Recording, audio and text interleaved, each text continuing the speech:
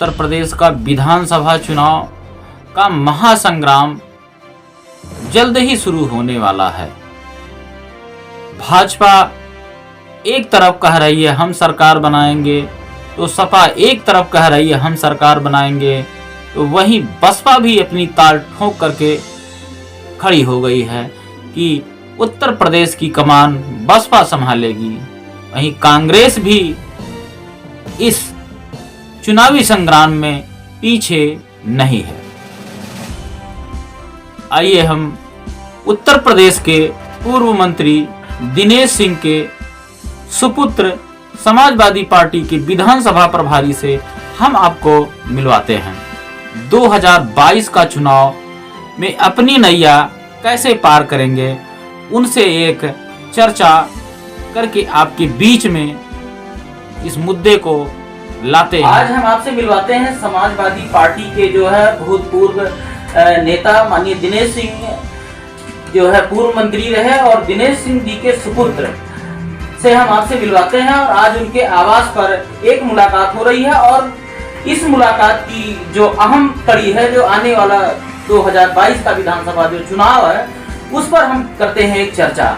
तो मैं चाहूंगा कि यहाँ के आप सपा के विधानसभा के एक प्रभारी हैं आप, तो समाजवादी पार्टी जो है आपको एक नेतृत्व और एक जिम्मेदारी दी है, तो समाजवादी पार्टी को 2022 में कहां तक आप अपनी सफलता के लिए जो है पहुंचाएंगे? सबसे पहले मैं हुसैन सिंह, यहाँ प्रभारी 302 शोहरतगढ़। हम लोग अखिलेश जी के सिपाही हैं। बात 22 के लक्ष्य की है, तो निश्चित रूप से हम अपने कारनामे, मेहनत और अपने गरीब और अपने निश्चित कार्यकर्ताओं के बल पर आने वाली 22 की सरकार बनाएंगे। उसके पीछे है कि 2012 से 17 में जितने भी काम हुए वो अपने आप में ऐतिहासिक है। चाहे वो बिजली, सड़क, पानी, हमारे यहाँ विद्युत सब स्टेशन 3 आदरणीय अखिलेश यादव जी ने दिए, 4 पुल बड़े बड़े दिए, और स्वर्गीय दिनेश सिंह की धरती रही जिन्होंने विकास की गंगा 2,500 करोड़ 2002 से 2007 की सरकार में वो मंत्री रहे, उन्होंने 2,500 करोड़ का काम कराया, जिसमें तमाम ऐसे बंधे पुल पुलिया हैं जो साक्षी है दिनेश सिंह के। भागीदारी महिलाओं की कहां तक है समाजवादी पार्टियों में?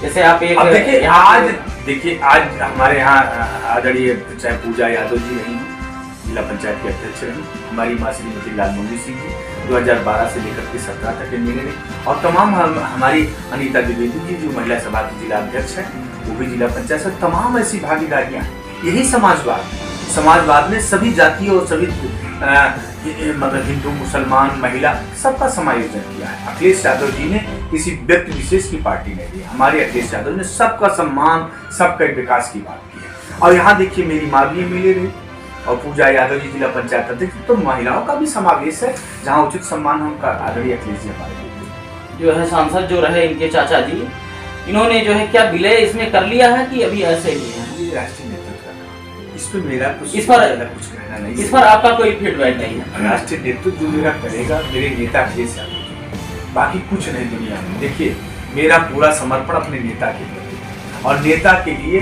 22 में मुख्यमंत्री बनाने के लिए जितनी ताकत हो पाएगी, हर नौजवान, हर दलित, अगड़ा, पिछड़ा मिलकर के हम आदरणीय, चूंकि अखिलेश यादव नहीं तो इस देश का, इस प्रदेश का विकास है। पूरा कार्यकाल ठप हो गया, विकास से शून्य हो गया, मातम छा गया। कोरोना में कितने लोग, लाशों की कीमत नहीं, अंबार बिछ गया। जब तक अखिलेश यादव नहीं आएंगे तब तक इस प्रदेश का विकास होना असंभव। युवाओं को क्या संदेश देंगे? अब युवा तो अखिलेश जी के साथ है, 65% युवा है, पूरा देश अखिलेश बोल रहा है। आने वाला 22 सिर्फ अखिलेश का होगा, और निश्चित रूप से यहाँ भी आएगी, और ये योगी जी, मोदी जी आपको मालूम चल जाएगा। और मैं कहना भी चाहता हूँ, ये जो जितनी फिरका परस्त ताकते हैं, चाहे जितनी लाठियां बिछा लें, चाहे अपने टायरों के तले लाशों की कोई कीमत न रह जाती हो, मंत्री जैसे लोगों ने लाशों पे मतलब लाशें बिछा दी किसानों की, आज उनको कोई पूछने वाला है? तो लड़ाई सिर्फ किसानों की, दलितों की, शोषित, आज किसान हाशिए पे है, उनके धान क्रय केंद्र, गेहूं क्रय केंद्र, आज हमने अपना धान 1050 में बेचा है। कहाँ जाएगा? सरकार ने तो रेट ज्यादा दिया। रेट ज्यादा देने से मिलेगा? एक भी क्रय केंद्र खुले क्या? आप भी मीडिया के लोग हैं, आप भी पता तो करिए। एक भी धान क्रय केंद्र खोला नहीं क्या? ये केवल हवाई फायर है, बस कुछ नहीं मिल रहा। एक किसानों को जो खाद की जो किल्लतें जो है सामने आ रही है और सरकार कह रही है हम खाद उपलब्ध करा रहे हैं, लेकिन किसानों में जो है हाहाकार मचा हुआ। इस पर आपकी जो है पार्टी कितना प्रोटेस्ट कर रही है किसानों के साथ? तो किसानों के साथ हम पूरा समाजवादी कुनबा, अखिलेश यादव का हर नौजवान समाजवादी का एक छोटे से छोटा कार्यकर्ता हर किसान के साथ खड़ा है। हम लोग तो किसान एमएसपी के चाहे मुद्दे रहे हो, चाहे वह आधुनिक गृह मंत्री के टायरों के तले रौदे जाली लाशें हो, हम हर किसान के साथ हैं और किसानों के सम्मान की लड़ाई सिर्फ और सिर्फ समाजवादी पार्टी लड़ रही है। इस कोरोना काल में जो है 2-2.5 साल कोरोना काल चला है। कोरोना काल में समाजवादी पार्टी के जो स्थानीय नेता हैं या शीर्ष नेताओं का कोई ऐसा जो है जनता के प्रति जो है अच्छा रवैया कहीं देखने को नहीं मिला। अब ये तो ऐसा सरकार का जो है कहना केवल जब चुनाव आता है तो समाजवादी पार्टी सरकार बोलती है। सरकार तो कुछ भी कह रही है। मर गए 9 किसान, कोई पूछने वाला? एमएसपी में कितने लोग मर गए? शिक्षा मित्र कम से 1600 शिक्षा मित्र, उनके लाश की कोई कीमत रही? लाखों लोग मर गए कोरोना में, क्या उनकी लाशों की कीमत है? योगी जी बताएंगे इसकी बात को? देखिए, ये उनका अपना मत हो सकता है। हमारे नेता ने कोरोना काल में भी हम नौजवानों ने खाने की व्यवस्था, जो प्रवासी भारतीय आ रहे थे वहां से चल करके जो आ रहे थे, दिल्ली से बंबई से चल करके जो हमारे उत्तर भारतीय आ रहे थे, उनके खाने की रहने की हम लोगों ने हमने खुद व्यवस्था की कि कोई भी मजदूर, कोई भी गरीब जो यहाँ से गुजर रहा हो वो अखिलेश यादव जी के नाम पे भोजन करे, रहने चाहे तो हमारे डिग्री कॉलेज इंटर कॉलेज में। ऐसा क्या तो आप कैसे कर सकते हैं कि हमारे नेता ने तो हरदम गरीबों की लड़ाई लड़ी, किसानों की लड़ाई लड़ी, मजदूरों की लड़ाई लड़ी, जाने रही। तो मेन चीज ये है कि अभी देखिए पिछले चुनाव में जो आपको लोगों ने जो समर्थन दिया, इस चुनाव में कहां तक जनता जो है आपको समर्थन दे रही है? जनता ने मन बना लिया है भैया। ये संविधान की हत्या करने वाली सरकारें हैं, किसानों और दलितों पे अत्याचार करने वाली सरकारें, ये कहां बाबा साहब को मानने वाली सरकार है? भाई बताइए ना, किसी भी मुद्दे पे सरकार सारे मुद्दों पे फेल रही। आज हत्या, लूट, बलात्कार चरम पे है। नौजवान के रोजगार की बात, पूरा देश बिक रहा है। किस मुद्दे पे सरकार खड़ी होगी? आज नौजवान हाशिए पे है। कोई नौकरी की जो बात करते, बीएसएनएल, रेल, गेल, ट्रेन सब बिक गया है। कुछ बचा क्या है इस देश के पास? ये तो खाली झूठे बोले हुआ है, तो चाहे जितना आप बोल लीजिए, तो झूठ उसका तो पुलिंदा कुछ है नहीं। इन सरकारों ने जितनी भी आदरणीय योगी मोदी जी सिर्फ झूठ बोला। अच्छा ये बताइए, जो किसानों के जो फसल नुकसान है, क्या गौशाला बनाना हर गांव में, हर क्षेत्रों में, क्या इस सरकार का उचित व्यवस्था है कि कैसी व्यवस्था है? इस पर क्या कहेंगे आप? जो जगह जगह गौशाला में मैंने देखा, हमारे सियाओं में है, वहाँ कम से कम सैकड़ों गाय मर गई। गौशाला कोई हम विरोधी थोड़ी ना, लेकिन गौशाला में उनकी रख रखाव की व्यवस्था सुदृढ़ होनी चाहिए। उनके खाने की, जो मर गई गायें खाए बिना तड़पते हुए, बरसात हो रही है और गायें ऐसे खड़ी हैं, सैकड़ों गायें मर चुकी, तो क्या उनकी जिम्मेदारी कौन लेगा? किसको दोष मानते हैं? प्रशासन को मानते हैं कि सरकार को? सरकार जिम्मेदारी सारी सरकार की है, प्रशासन की क्या जिम्मेदारी भाई? गाय मर रही, उनकी व्यवस्था आप कहते हो, उसमें पैसा देते हो, तो न उनके खाने की व्यवस्था, न उनके रहने की व्यवस्था। लाइन ऑर्डर पे क्या कहेंगे? ये भी सरकार कह रही है कि हमारा लाइन ऑर्डर सही है, जो है तुरंत हम कार्रवाई करते हैं। यही मनीष की हत्या आपने देखी। मनीष को पुलिस ने टार्चर करके मार डाला, यही तो लाइन ऑर्डर है। गोरखपुर की घटना है, बहुत ज्यादा दिन की दूर नहीं है।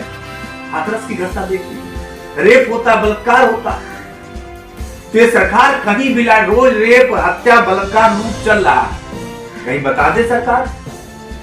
आप फर्जी इनकाउंटर कर रहे हो, लेकिन एक गरीब को सहारा नहीं दे पा रहे, एक न्याय पीड़ित व्यक्ति को आप न्याय नहीं दे पा रहे। किस बात का लाइन ऑर्डर भाई? लाइन ऑर्डर तो ये होता है कि सबका सम्मान, सबके सुख दुख का साथी।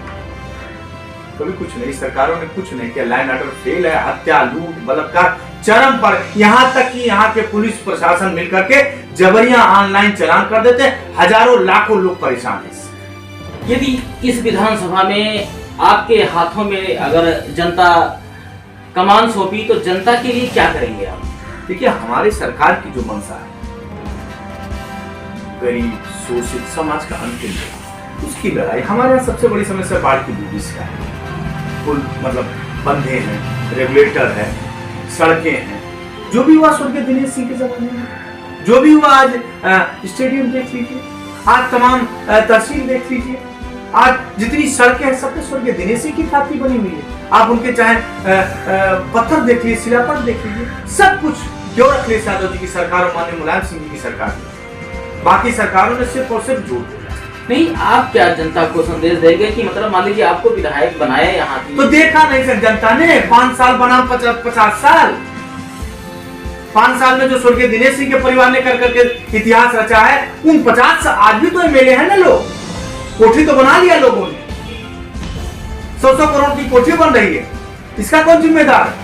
लूट रहे हैं लोग, किसको जिम्मेदार मानते हैं? ये जिम्मेदार सरकार है, जिम्मेदार और कौन जिम्मेदार है?